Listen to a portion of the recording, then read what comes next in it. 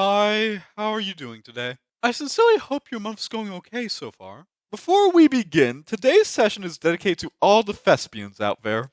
Say, did you know they made a musical of Stephen King's Carrie? I bring this up because that'll be our topic for today. Now, Carrie is the story of a high schooler, one who's been bullied by everybody around her. Now, this story is actually a lot more interesting than it sounds. Why, you may ask? Well, Carrie is gifted with psychic powers, which she uses to obliterate every living being, and she uses it when they push her too far. A word of advice though. This book is not for the faint of heart, neither are the movie adaptations. It's honestly a really harrowing story full of violence, and if that deeply disturbs you, I'd recommend you stay far away from this book and its many movie adaptations. Anyway, somebody in 1988 thought they could turn this into a Broadway musical. I am not kidding. They really thought they could turn this into a musical stage play. On one hand, I kinda see their logic. Well, kinda. Allow me to explain. Sweeney Todd was a thing.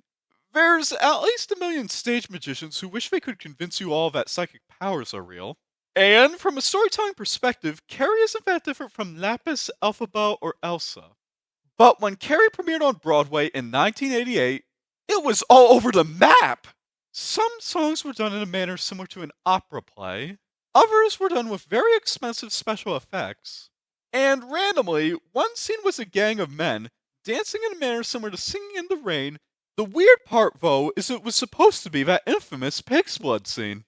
To be completely honest with you all, I haven't seen a musical have an identity crisis that was this bizarre since The Night Man Cometh by Charlie Kelly.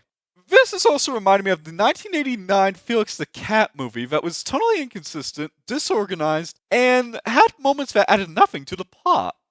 And the audience agrees with me. They had zero reaction to this. And so they didn't show up at all, so that way they wouldn't have to waste time and money into this. This thing was such a failure. It cost them millions of dollars and was closed down in less than a week. There was a revival that was ultra successful on Broadway.